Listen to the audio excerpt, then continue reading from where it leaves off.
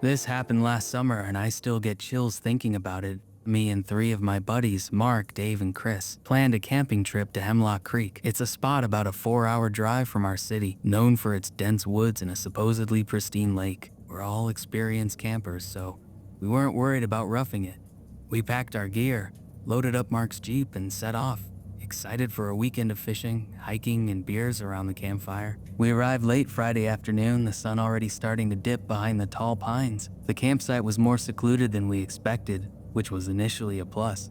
Just one other site was occupied a good distance away, with a family setting up their tent. We waved, and they waved back in normal, friendly interaction. We set up our tents, got a fire going, and cracked open some beers, the usual camping stuff. As darkness fell, the woods got quiet, eerily quiet. I've been in the woods plenty of times, and there's always some kind of noise, crickets, owls, something. But this was just still. Later that night, around 11 p.m., while we were telling stories around the fire, we started hearing noises in the woods. Not animal noises. These sounded like footsteps. Slow, deliberate footsteps circling our campsite.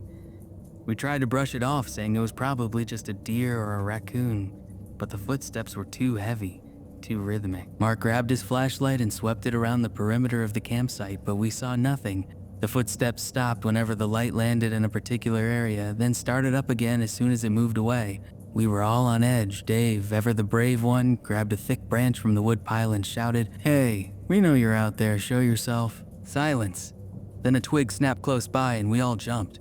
We shone the flashlight in that direction, and for a split second, I swear I saw something. A dark shape, tall and thin, disappearing behind a tree. We decided to put out the fire and head into our tents. We figured whoever or whatever was out there would lose interest if we weren't making any noise or light. I lay in my sleeping bag listening intently. Footsteps continued, circling the tents, closer now. It felt like whatever was out there was toying with us. Around 3 a.m., I was jolted awake by a blood-curdling scream. It came from the direction of the family's campsite. I scrambled out of my tent, terrified, and saw Mark and Chris doing the same. Dave was still inside, probably too scared to move. We ran towards the other campsite, flashlights in hand, yelling, "Hello, are you okay?" We arrived to find the tent ripped to shreds. It was empty. The family was gone. No sign of them anywhere. Just their abandoned gear and the tattered remains of their tent. Panic set in. We grabbed Dave from his tent, told him what we saw, and decided we needed to leave immediately. We packed up our gear as fast as we could. The footsteps were back, closer than ever. I could feel eyes on me, watching my every move. As we were throwing the last of our stuff into the Jeep, we heard a low growl coming from the woods. It wasn't an animal growl, it sounded human-like, but twisted, guttural. We didn't stick around to investigate. We piled into the Jeep and sped off, not stopping until we were miles away from Hemlock Creek. We went to the police, of course, and told them everything. They sent a team to investigate, but they found nothing. No sign of the family, no evidence of any foul play. They wrote it off as a possible bear attack, even though we told them the growl sounded nothing like a bear. I know that something terrible happened to that family. I haven't been camping since. I can't shake the feeling that whatever was in those woods is still out there, waiting for its next victims. If you're planning a trip to Hemlock Creek, please reconsider. There are some places that are best left undisturbed. Has anyone else experienced anything similar while camping? I'm desperate to know if we were just incredibly unlucky or if there's something truly sinister going on in those woods. I've been a semi-regular poster here, mostly commenting on other people's encounters, but this weekend was something else. My girlfriend Sarah and I went camping in the Blackwood National Forest. We're experienced campers, usually sticking to established campgrounds, but this time we decided to try dispersed camping. We found a spot in Section 4, a pretty remote area that requires a permit. We thought it would be peaceful. We arrived Friday afternoon, set up camp, and started a fire. The area was beautiful, towering pines, a small stream nearby, and complete silence. Too silent, maybe. We didn't see another soul all day.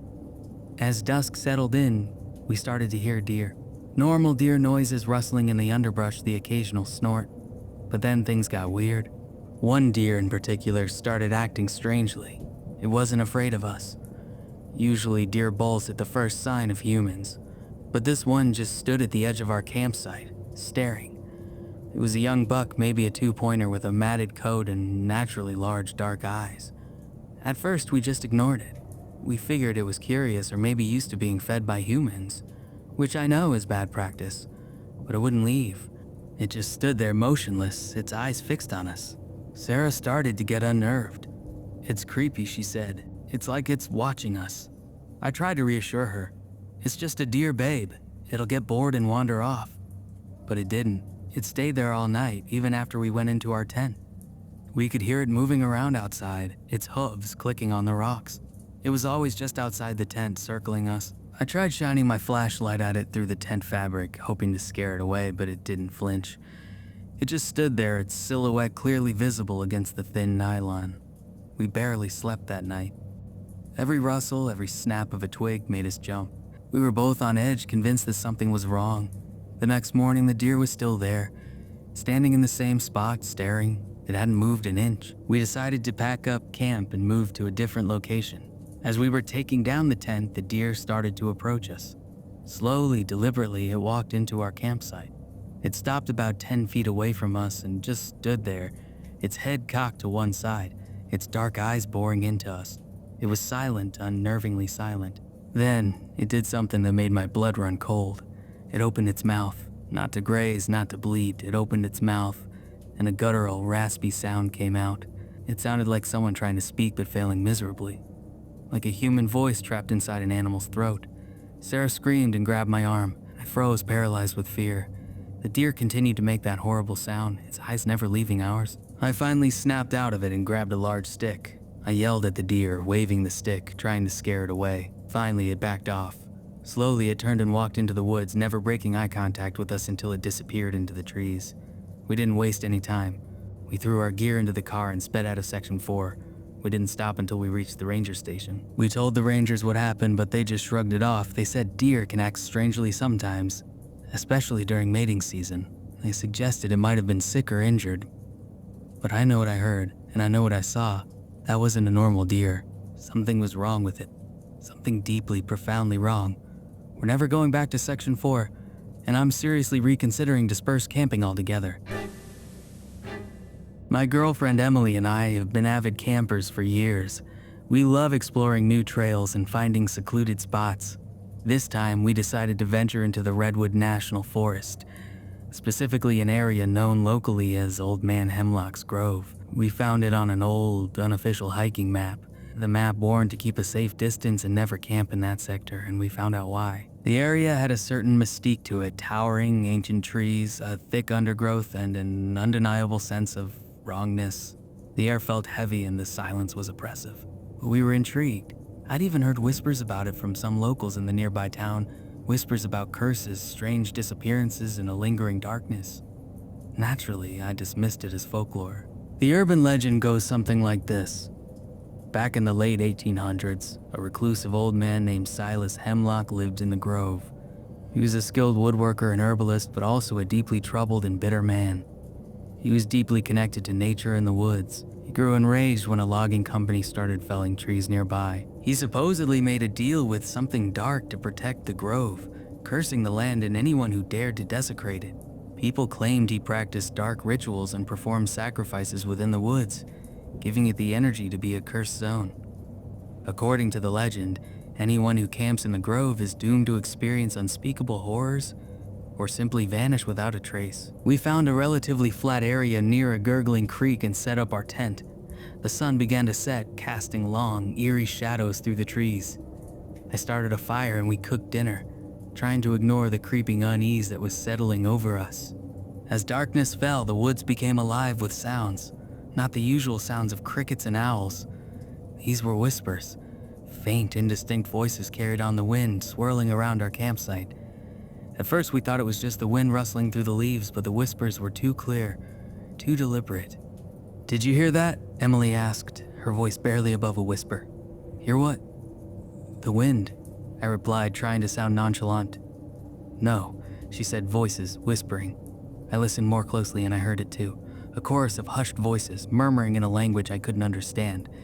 They seemed to be coming from everywhere and nowhere at once. We tried to ignore it, chalking it up to our imaginations, but the whispers grew louder, more insistent. They seemed to be getting closer, circling our campsite. Then, the temperature dropped. A sudden, sharp chill descended upon us despite the roaring fire.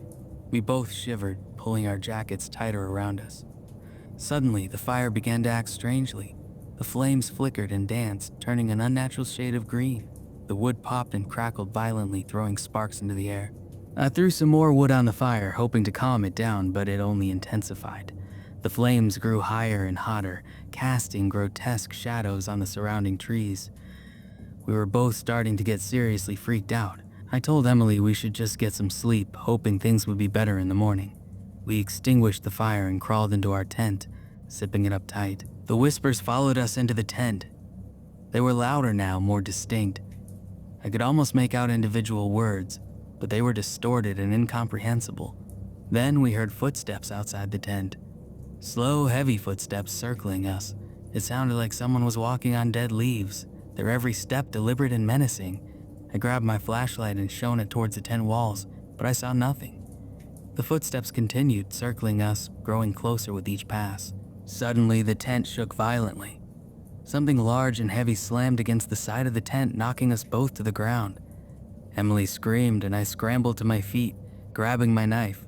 I ripped open the tent zipper and peered outside. There was nothing there. Just the trees, the darkness, and the whispers.